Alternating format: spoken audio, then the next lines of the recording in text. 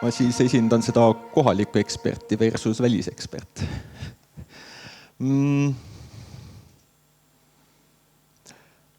Ma alustaks sellest, et vaataks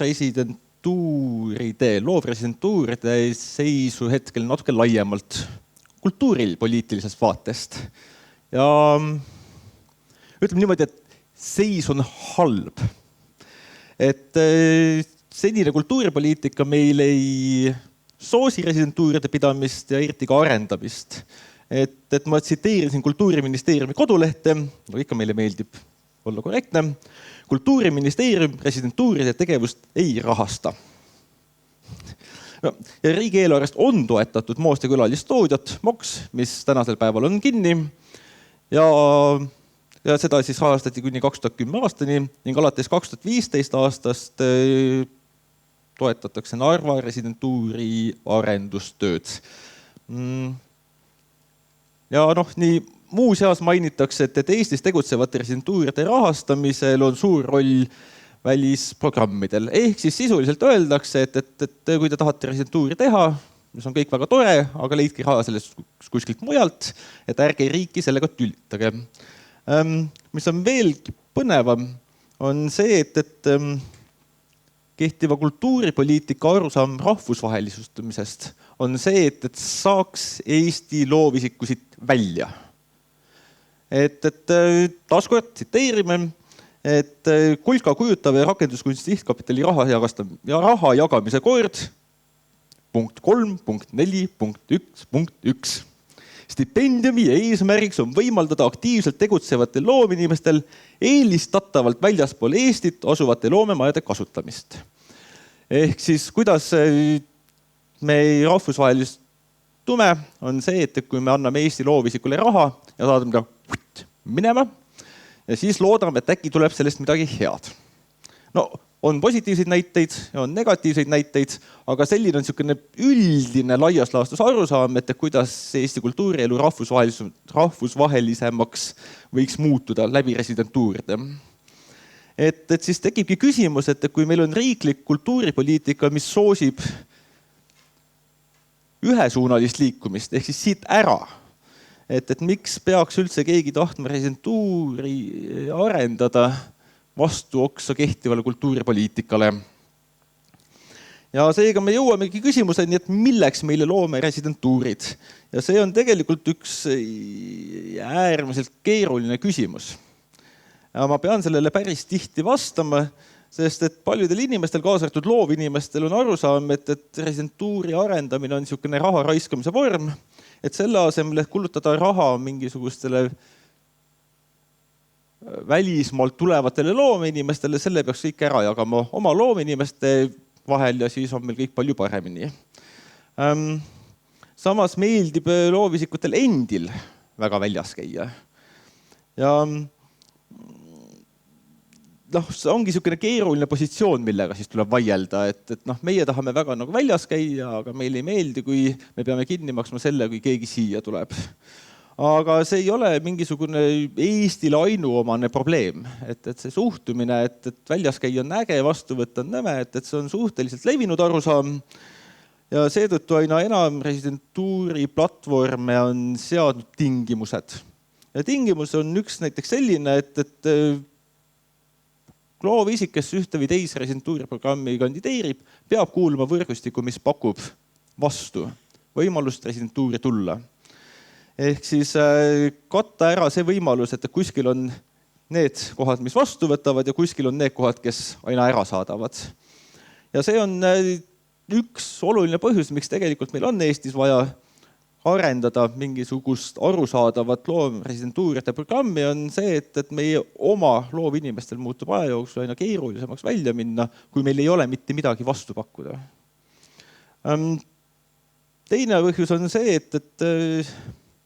et nagu siin esmakõnelejaga mainis, on see, et mis nimetas seda õhuringluseks, ma nimetan seda vereringluseks, et kui me loovisikute vereringluses oleme ainult see osapool, kust ära läheb ja midagi vastu ei tule, siis varem või hiljem me tegelikult jookseme verest tühjaks. Ja ma räägin sellest natukene hiljem, aga tegelikult see on olemasolev ja väga suur probleem. Et selleks, et me asukohana alles jääme, me peame ka tegelema sellega, et inimesed tahaksid siia tulla. Ja kolmas põhjus, et miks üldse peaks loomeresidentuuri arendama, on niisugune tavapärane, et palju kogemusi, palju toredaid inimesi ja feimi. Mis loomulikult ei ole nii lihtne.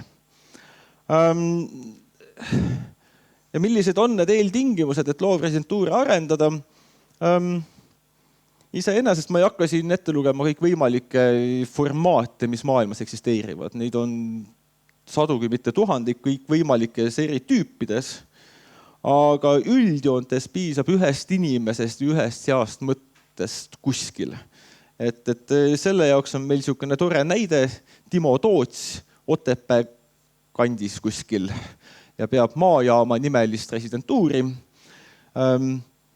Ta just mõned kuud tagasi mulle kurtis, et kuigi maakonnaliinid on tore tasuta ühistransport, siis need ajad, mille bussid käivad, on nii jaburad, et ta lõpuks pidi ostma sinna hästi odava kasutatud auto, sellepärast, et vastasel juhul on ta taksojuht.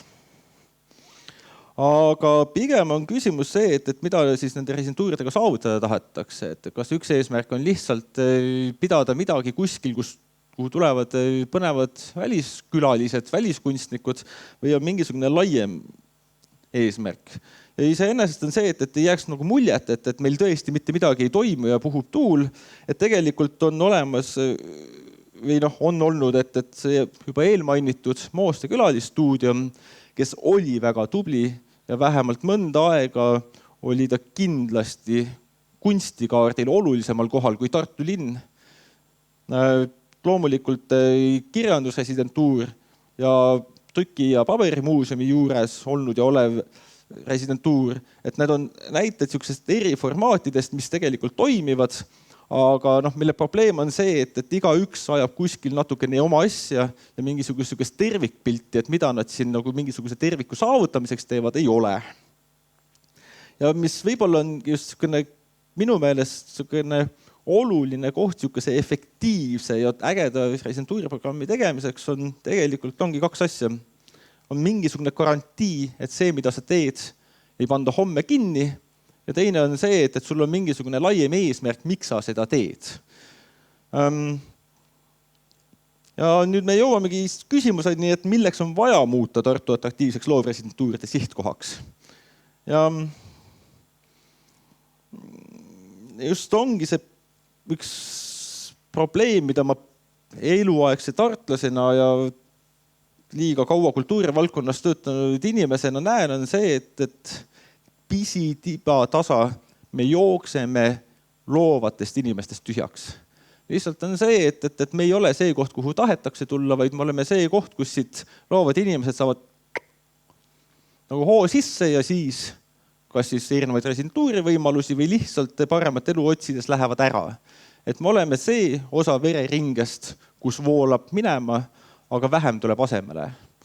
Ja see on ja selles mõttes taaskord see ei ole mingisugune Tartu ainuomane probleem, et joostaksegi loovatest inimestest tühjaks.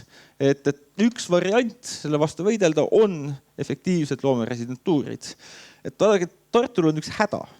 Nimelt see, et me oleme ainult ühe linnaga hästi ühendatud ja see on Tallinn.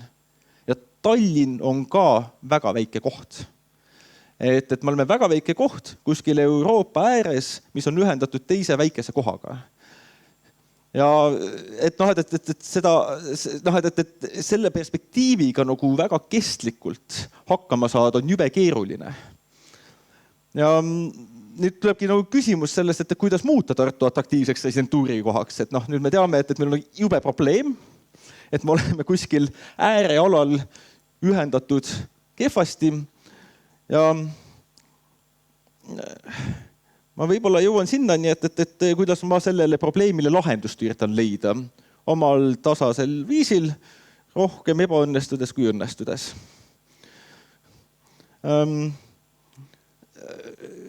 alustame loomulikult jätkuvalt probleemidest, on see, et optimeerimise käigus on Tartu kultuuriasutused nii ära efektiivistatud, et keskmiselt üks inimene vähemalt 3 asjaga tegeleb.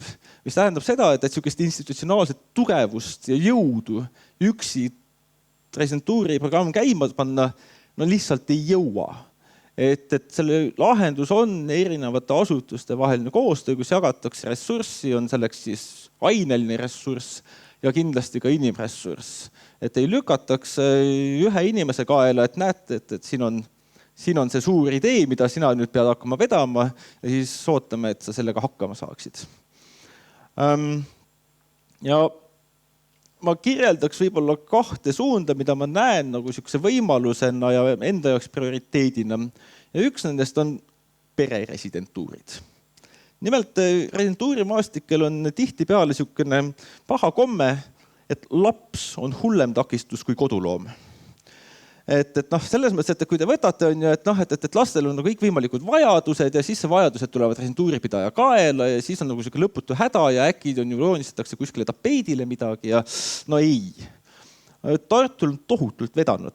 Meil on siin rahvusvaheline kool, meil on rahvusvaheline lasteaed, meil on arstid, kes suudavad anda mitmes keeles arstiabi, et meil on olemas need elementaarsed vajadused pereresidentuuride tagamiseks.